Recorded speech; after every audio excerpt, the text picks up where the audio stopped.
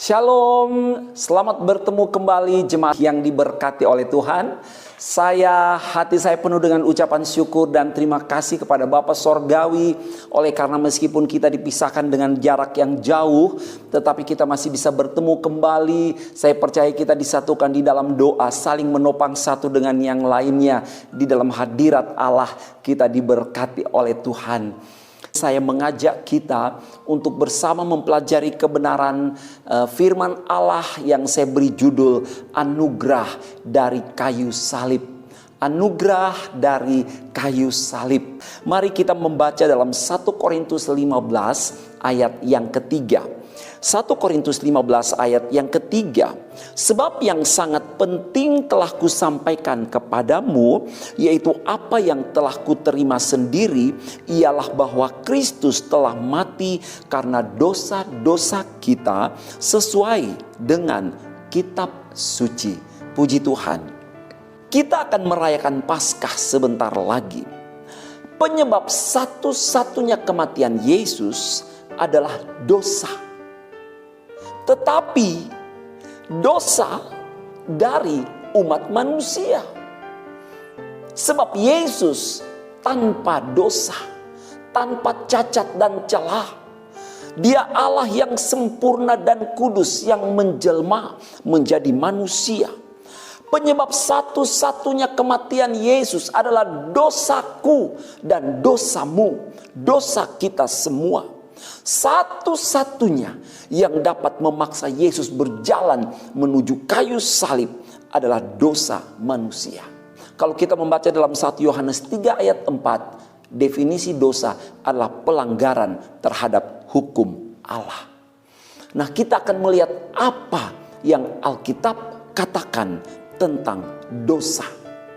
Yang pertama, di dalam Matius 1 ayat 21 dikatakan, ia akan melahirkan anak laki-laki dan engkau akan menamakan dia Yesus, karena dialah yang akan menyelamatkan umatnya dari dosa mereka. Kata dosa di sini, jemaat Tuhan, dipakai kata hamartia.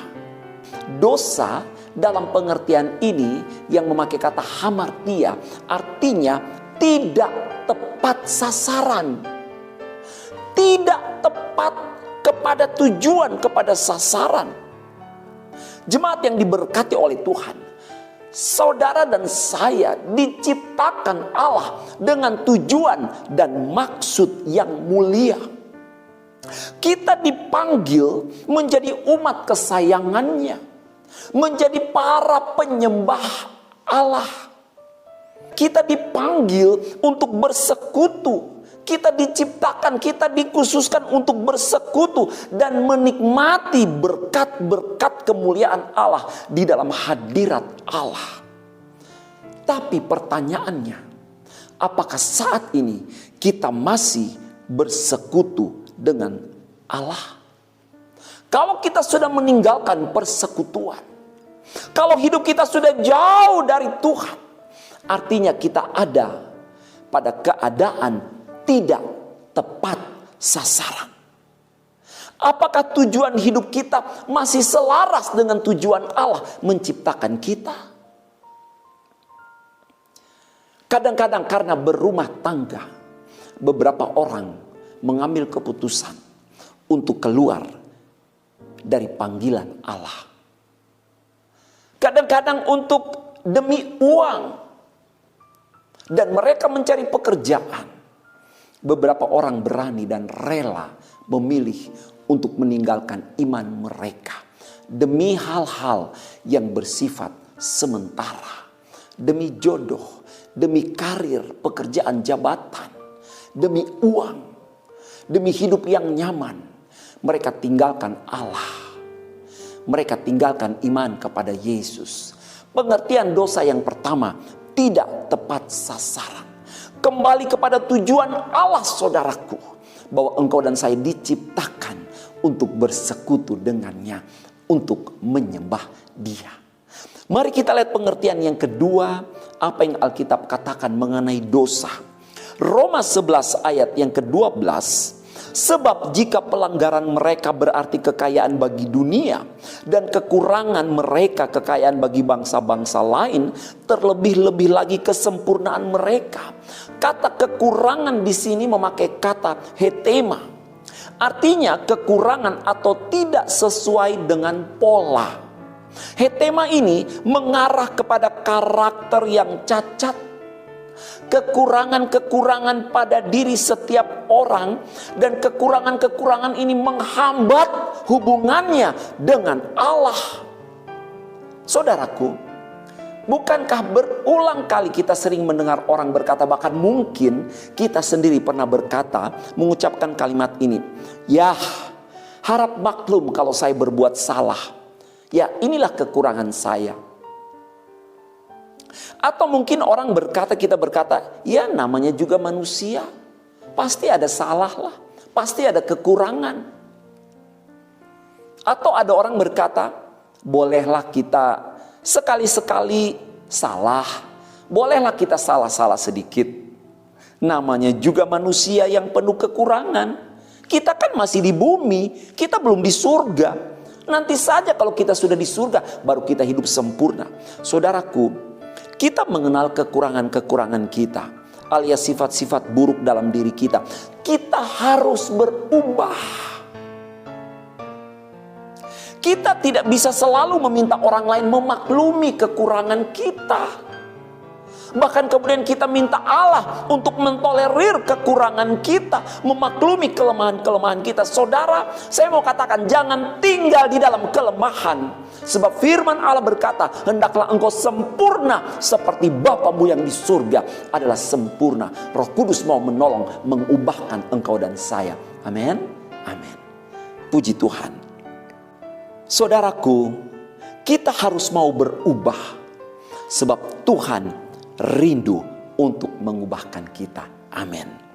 Yang ketiga, pengertian dosa yang ketiga, apa yang Alkitab katakan dalam Ibrani 2 ayat 2. "Sebab kalau firman yang dikatakan dengan perantaraan malaikat-malaikat tetap berlaku, dan setiap pelanggaran dan ketidaktaatan mendapat balasan yang setimpal." Pengertian dosa yang ketiga yang kita pelajari malam hari ini, yaitu ketidaktaatan atau parakoi. Kata ini, parakoi ini artinya gagal mendengar.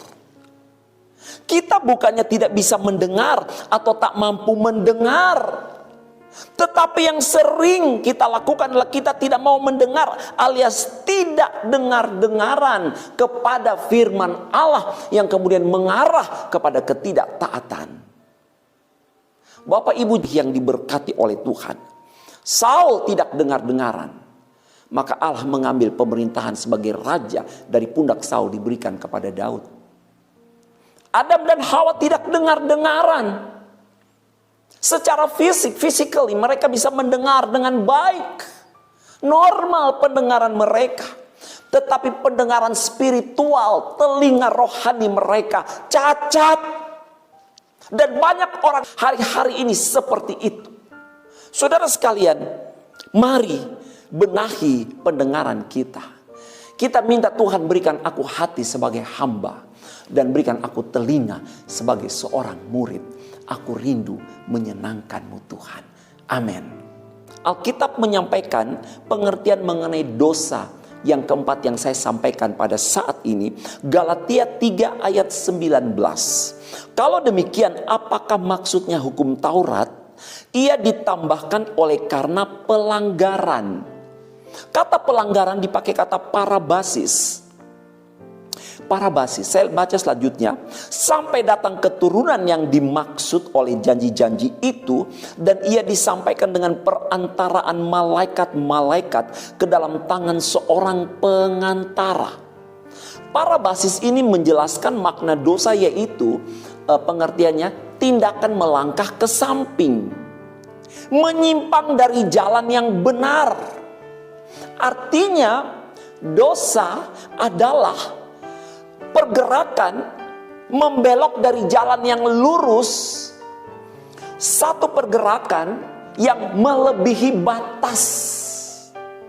Itu makna dari parabasis, melanggar batas. Saudara sekalian, ada banyak orang hidup tapi tidak taat, tidak tunduk kepada batasan-batasan yang diberikan oleh Allah. Dalam pergaulan kita ada batas. Semasa pacaran ada batas. Di tempat kerja ada aturan, ada batas. Ketika kita hidup bermasyarakat, ada batas-batas aturan undang-undang yang berlaku, yang mengatur kehidupan kita. Begitupun dengan undang-undang kerajaan sorga. Jangan melebihi batas yang sudah ditentukan oleh Allah. Itu dosa, saudara. Jangan berkata dengan melebih-lebihkan. Kalau A kita bilang A, kalau ya kita bilang ya. Kalau tidak kita bilang tidak. Kalau itu B kita bilang B. Lidah adalah dunia kejahatan. Mari kita belajar tidak berkata dengan melebih-lebihkan. Jangan memiliki cara hidup yang berlebihan, yang tidak sesuai dengan berkat yang ada. Bersyukur dengan berkat yang ada. Kalau berkatnya kurang, jangan mengeluh, jangan mengomel, jangan menyalahkan Tuhan, jangan mencuri. Ketika berkatnya berlimpah, mari kita gunakan untuk kemuliaan Tuhan. Firman Allah adalah batas-batas bagi kita. Tuhan berkata, jangan begini anakku. Tuhan berkata, lakukanlah itu anakku. Tuhan bilang kepada Yosua, jangan menyimpang ke kiri atau menyimpang ke kanan agar engkau beruntung. Itu kehendak Tuhan. Tapi iblis hari-hari ini membawa anak-anak Tuhan untuk melanggar batas firman Allah. Mari kita kembali pada jalur yang benar. Saudaraku, pengertian yang kelima, 2 Tesalonika 2 ayat 3, pengertian dosa. Saya baca, janganlah kamu memberi dirimu disesatkan orang dengan cara yang bagaimanapun juga. Sebab sebelum hari itu haruslah datang dahulu murtad, dan haruslah dinyatakan dahulu manusia durhaka yang harus binasa. Kata murtad dipakai kata apostasia. Ini salah satu pengertian dosa yang Alkitab nyatakan kepada kita. Apostasia ini biasanya menunjuk pada tindakan atau langkah meninggalkan sesuatu yang menjadi tugasnya. Contohnya biasa dalam bidang ketentaraan. Jadi dia meninggalkan tugasnya, dia lari dari kewajibannya. Bukan hanya lari dari tugas dan kewajiban, tapi kemudian dia berdiri sebagai seorang oposan, sebagai pemberontak. Hati-hati. Iblis membawa kita. Iblis ingin menceraikan kita dari Allah. Dari sekutu Allah menjadi pemberontak yang melawan Allah. Sebagaimana Lucifer mengadakan pemberontakan di surga. Dan Lucifer dicampakkan ke bumi. Dan Lucifer itulah iblis. Dan dia mulai mengajak malaikat-malaikat yang memberontak melawan Allah. Dan ada banyak malaikat yang jatuh. Dan dia mulai membawa Adam dan Hawa jatuh dalam pemberontakan. Bahkan sampai dengan saat ini pun iblis sedang membawa banyak orang untuk melawan Allah. Saudara sekalian, Yudas menjual Yesus. Dari seorang rasul, dia melawan Allah, memberontak, murtad dari iman. Jangan mempermainkan kemurahan Allah, saudaraku. Yesus sudah membayar harga kekurangan kita. Yesus mati bagi kita agar kita dipulihkan dari segala kekurangan kita. Di dalam Mazmur 103 ayat 10, tidak dilakukannya kepada kita setimpal dengan dosa kita, dan tidak dibalasnya kepada kita setimpal dengan kesalahan kita. Ini bicara kasih karunia, kemurahan, anugerah Allah. Dan saya percaya jemaat AFI di tahun ini akan melihat kebaikan dan anugerah Allah yang berlimpah-limpah di dalam hidupmu, karena Yesus mengasihi engkau. Kembalilah pada malam hari ini dalam persekutuan dengan Tuhan. Puji Tuhan. Saudara sekalian yang diberkati oleh Tuhan, apa yang Yesus lakukan di kayu salib? Dia menggantikan posisi kita. Amin.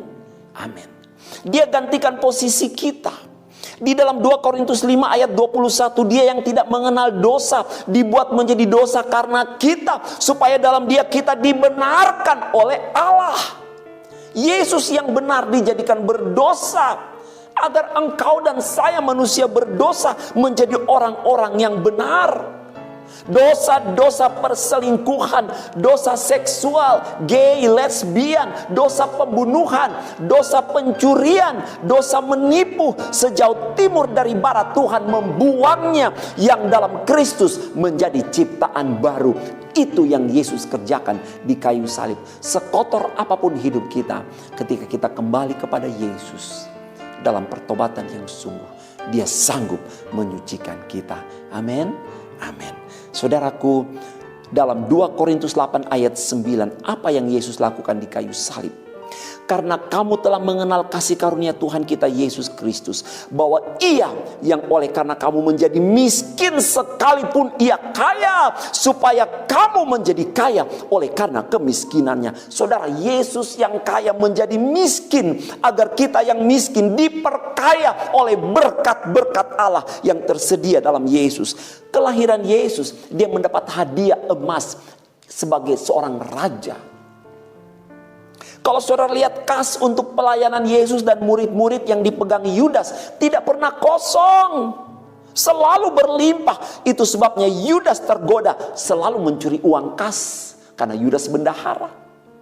Yesus dia penuh dengan kelimpahan. Jubah Yesus mahal, jubah bangsawan yang tidak berjahit. Sampai ketika dia ditangkap, prajurit-prajurit merasa sayang jika mereka harus menggunting jubah Yesus, dan mereka membuang undi, memperebutkan baju itu. Dan kemudian Yesus, setelah mereka mengambil bajunya, maka Yesus harus telanjang. Dia mati di kayu salib hanya mengenakan sehelai jawat. Kalau saudara lihat di Alkitab, perempuan-perempuan lain melihat dari jauh. Hanya satu perempuan yang mendekati salib Yesus adalah Maria ibu Yesus. Mengapa? Karena dalam ketelanjangannya, karena dia dipermalukan. Semua yang baik dari Yesus diambil. Dia di kayu salib, dia nyaris telanjang, hanya mengenakan cawat. Dan wanita-wanita mereka menaruh hormat kepada Yesus, sehingga mereka hanya melihat Yesus, guru mereka, dari jauh, dengan tatapan penuh penghormatan dan kesedihan. Semua yang ada pada dia diambil. Dia dibuat miskin dan hina.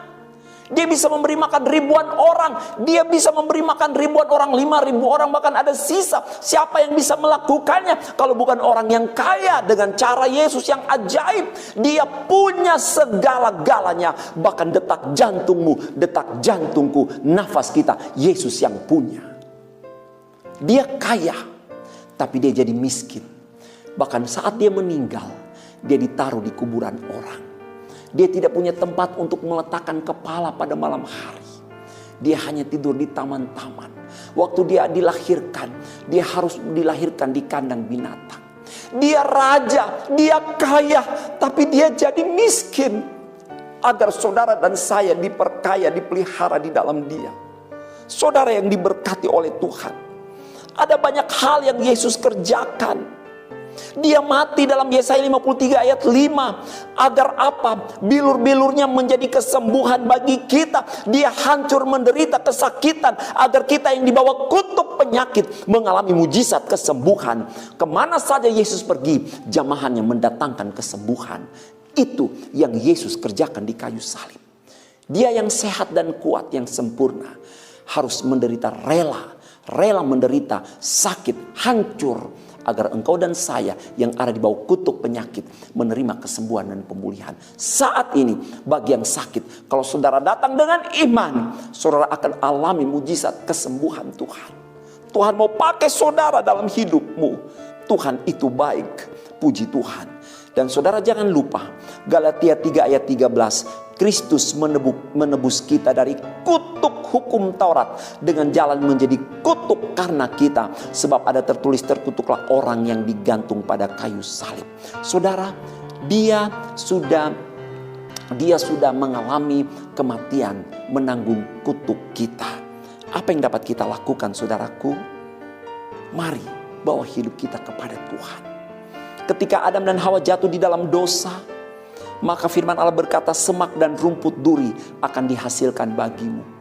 Semak dan rumput duri. Dan mahkota duri itu milikmu, milikku. Tapi Yesus memakai itu waktu dia di kayu salib. Agar apa? Agar mahkota mahkota kemuliaan, keselamatan kekal itu dapat dikenakan oleh saudara dan saya. Yesus beri semua bagi kita. Yesus beri semua bagi kita. Semua yang baik padanya diberi kepada kita. Dan semua yang buruk yang ada pada kita, Dia ambil itu.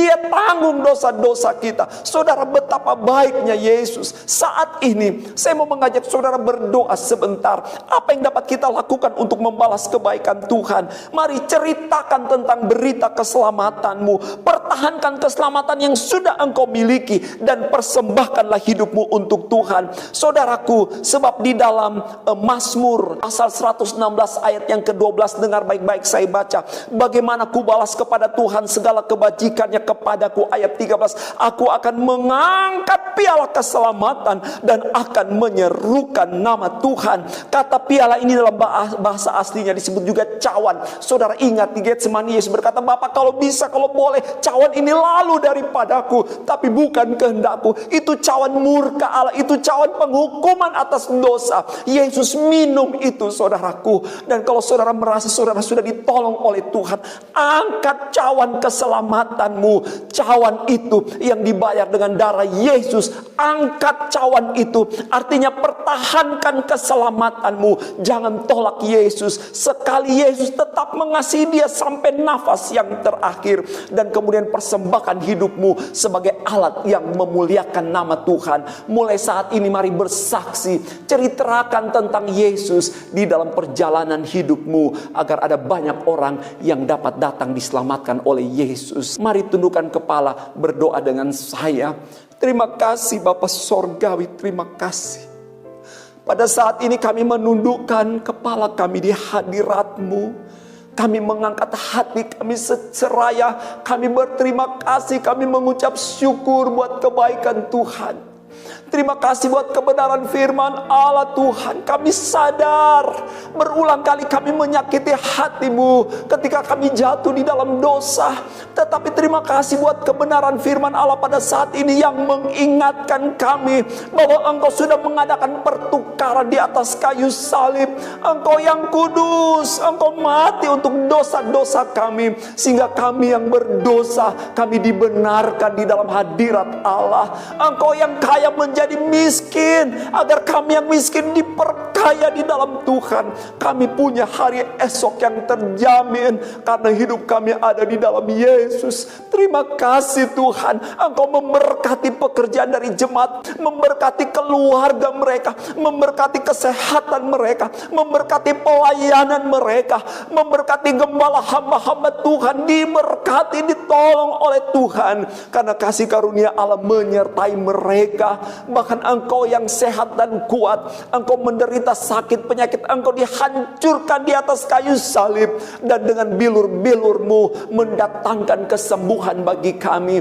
Kami ada di tengah-tengah bayangan ancaman pandemi COVID-19, tapi kami berdiri di atas firman Allah bahwa bilur-bilur Yesus mendatangkan kesembuhan, kekuatan dan kesehatan. Dan kami mau mengangkat piala keselamatan kami. Kami mau terus bersaksi menceritakan tentang Yesus kepada semua orang, betapa Tuhan baik dalam kehidupan kami. Bahkan kami memberi diri kami untuk melayani Engkau. Kami terus mengasihi Engkau sampai langkah yang terakhir, sampai nafas, tarikan nafas kami yang terakhir. Engkau segala-galanya bagi kami. Terima kasih Tuhan yang baik. Terima kasih, hormat, syukur dan pujian hanya bagi Engkau saja. Tanamkan kebenaran firman-Mu, biarlah firman ini memberi kekuatan bagi kami untuk terus melangkah bersama dengan Tuhan. Roh Kudus beri kami kekuatan baru. Terima kasih Bapa, terima kasih. Dan sekarang terimalah berkat dari Allah Bapa, kasih sayang dari anaknya Yesus, persekutuan dalam kuat kuasa Roh Kudus, yaitu di dalam berkat nama Tuhan Yesus Kristus. Kami sudah berdoa dan kami mengucap syukur. Haleluya. Sama-sama kita katakan amin. Tuhan memberkati. Shalom.